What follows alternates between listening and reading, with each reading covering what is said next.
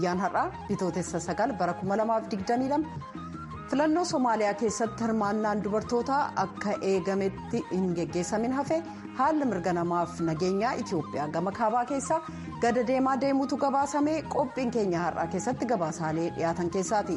Imaammata afaan Itiyoophiyaa laalchisuun gabaasa ergame kutaa lammataa har'a itti fufnaa. Keessummeessituun keessanantuu jibee horaati. Oduutu dursaa gara bafa qaadottan sin dabarsa. Akka mul'atan hordoftoota sagalee Ameerikaa sagantaa afaan Oromoo oduuwwan har'aaf qabnu kunooti. Dubbii himaan dhaabbata mootummoota gamtoomanii Isteefen Duhaarik waa'iloota gargaarsa namoomaa waabeffachuudhaan akka jedhanitti Itoophiyaa keessatti sababa hongeetiin kan ka'e namoonni 175,000 qe'ee isaanii gallakkisuudhaaf akka dirqisiifaman ibsaniiru. Dubbii himichi ibsa kaleessa kennan kana keessatti sababa hongee kanaan beelladoonni miliyoonii 1.5 du'uu akka danda'an dubbachuun isaanii gabaasameera. Dhaabbanni isaanii fi gargaartonni biroo sochii taasisaniin namoottan miliyoonii 2.7 ol ta'anuu fi gargaarsa midhaan nyaataa taasisuu isaanii kan dubbatan Isteefen Duhaarik ji'a guraandhalaa keessa nyaataa fi qoricha meetirii toonii 120 ta'u warreen miidhamarraa dandamachuu qabanii fi ijoolleewwan nyaata gahaa dhabuudhaan gaaga'amanii fi raabsuu isaanii himaniiru. Balaan hongee kun biyya ollaa Itoophiyaa kan taate Somaaliyaas miidhuu isaa kan ibsan dubbii himaan dhaabbata mootummoota gamtoomanii namoonni miliyoonii 4.5 rakkina hongeetii fi saaxilamuu isaaniitii fi namoonni 600,000 fi 70,000 bakka jireenya isaanii irraa buqqa'uu isaanii dubbataniiru. Somaaliyaa keessatti namoota rakkina hongeetiif saaxilaman keessaa miliyoonii 1.4 kan ta'an ijoolleewwan ta'uu isaaniitii fi lakkoofsa kana keessaa immoo walakkaan ijoolleewwanii waggaa 5 gadi ta'uu isaanii kan ibsan dubbii himichi lammiilee Somaaliyaa rakkina hongeetiif saaxilaman miliyoonii 5.5 gargaaruudhaaf deeggarsi doolaara biliyoonii 1.5 akka barbaachisu karoorfamus amma ammaatti kan argamuu danda'e garuu isa barbaachisaa ta'e keessaa 3.3 qofa akka ta'e hubachiisuu isaanii gabaasni Maargaaret Baashir Janeevaa irraa qopheessite ibseera. Kun sagalee Ameerikaati.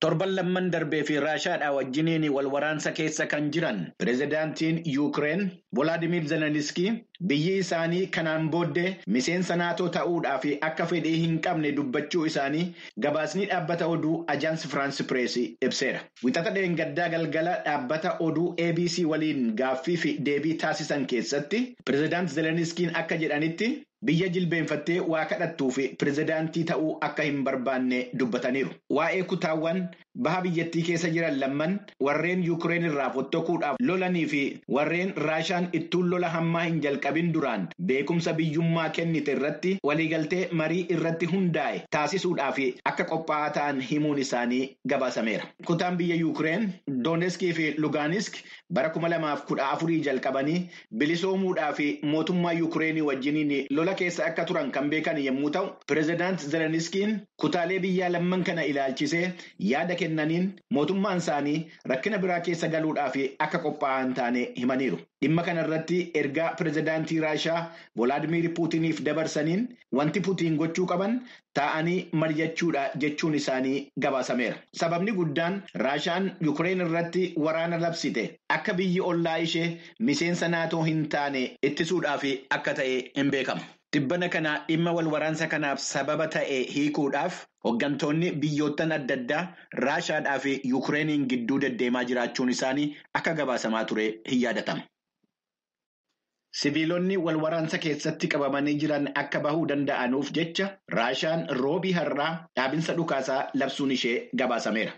Murtiin dhukaasa dhaabuu kun kan labsame namoonni magaalota Kiev, Chirnihiv, Suunii, Kaarkiivii fi Mariupoolii keessaa bahuu barbaadan akka bahaniif ta'uu isaa Raashaan ibsiteetti. Qibxata kaleessaa jiraattonni 1,000 lakkaa'aman magaalaa kibba lixa Yuukireen keessatti argamu Irpiin keessa jiran waraanni Raashaa haleellaa taasisuu danda'a jechuudhaan akka baqachuudhaaf yaalaa turan gabaasameera. Akka suur-sagaleen dhaabbata televezyiinii Biriteen Sky TV agarsiisutti namoonni haleellaa waraana Raashaa jalaa baqatanii gara magaalaa Kiyevitti fageenya kiiloomeetirii kiiloomeetirii 25 ta'u miilaan adeemaa turan. Namoottan baqachaa jiran keessaa tokko ittuu samiin nuu cufame tarii Raashaa hin lollaa turre jechuudhaan kan dubbate yommuu ta'u, baqattoonni biroo immoo akka naannoo magaalaa Irpiinitti dhukaasni taasifamaa jiruu fi karaan balaa keessaa miliqan akka hin jirre oduu gabaastotatti dubbataniiru. Akka itti aanaan muummee ministeeraa Yuukireen Iriina Vereshchuk jedhanitti qibxata kaleessaa magaalaa sunii keessaa qofa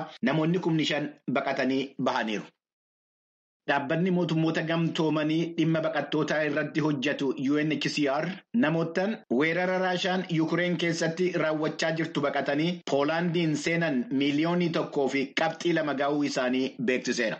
Gabaasni Siiliyaa Moondaazaa sagalee Ameerikaatiif qindeessite akka jedhutti baqattoonni Yuukireen 60,000 lakkaa'aman buufata baaburaa magaalaa Poolaandii Kiraakoo ga'anii jiru. Magaalaa Yuukireen Kirkiif keessaa akka baqatte kan dubbattu lammiin Yuukireen Aleksaandiraa jedhamtu namoonni 7,260 keessa jiraachaa jiru jechuun ishee gabaasameera. Ittuu haleellaan Raashaa hin jalqabamin maatii ishee wajjiniin akka baqatte kan ibsite Aleksaandiraan Poolaandiin gahuudhaaf sa'aatii 31 akka itti fudhate himteetti. Yaaddoo warreen biyyaa bahuu hin dandeenye yommuu dubbattus.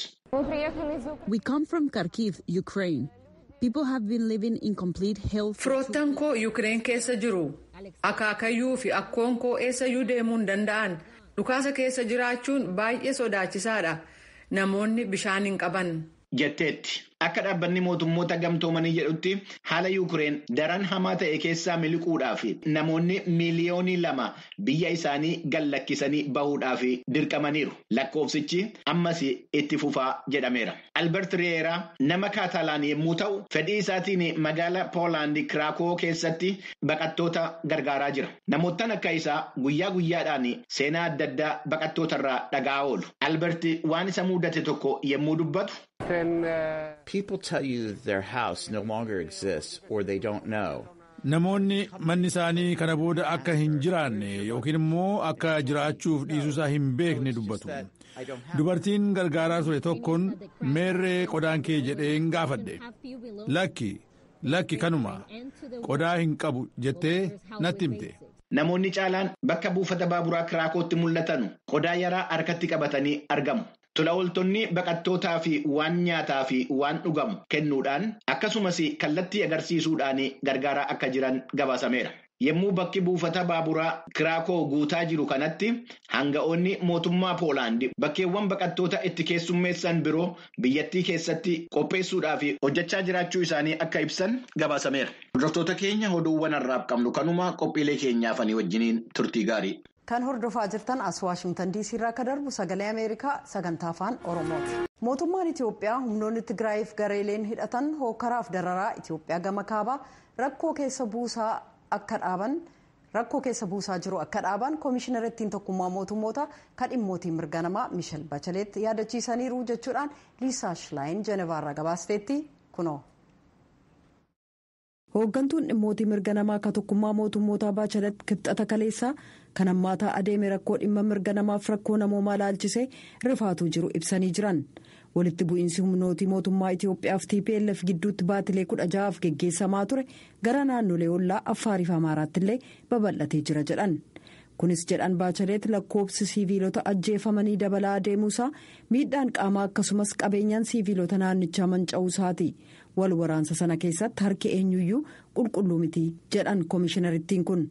Yaadi isaan kennan kun kan dhaga'ame waajjirri mirga namaa akka tokkummaa mootummootaa baatii sadaasaa 22 hanga guraandhala 28 gidduutti walitti bu'iinsa Tigraay keessaa laalchisee gabaasa ifa taasiseen ture.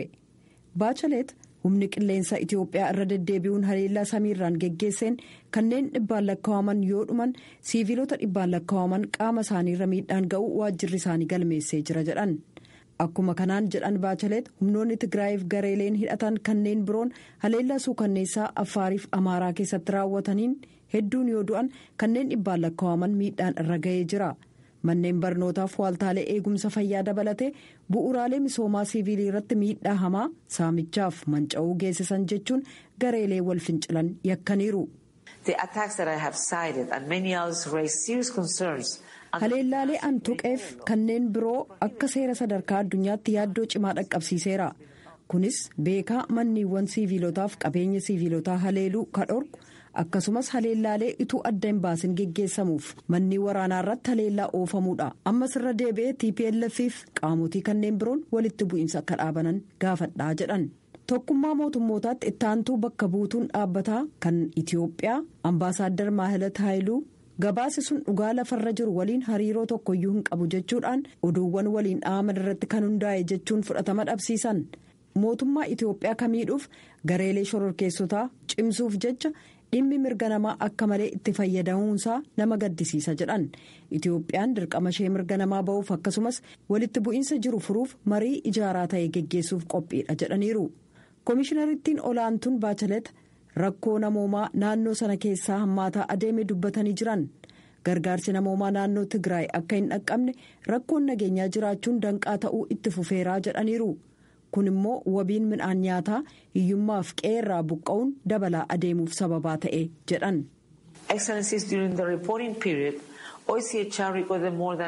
Gabaasa kana keessatti waajjirri mirga namaa kan komishinara olaanaa labsii yeroo hatattamaa mootummaa waliin wal qabate namoonni 15,000 walitti qabamuun hidhamuu galmeessee jira. Irra hedduun isaanii dhalattoota Tigraay siiviilota ta'uun isaanii himameera. Dhiyeenya aangawoonni labsii yeroo hatattamaa sana kaasuun na jajjabeesseera jedhan. Itiyoophiyaan TPLF'n maadheesaa gama kaabaa keessaa ari'uuf 3/4/2020 duula waraanaa eegalte. Tokkummaan mootummootaa akka jedhetti uummata Tigraay miliyoona 6 keessaa 40% beela hamaan dararamaa akka jiran yoo ta'u kanneen 400,000 ta'an immoo qarqara afaan beelaa jiru.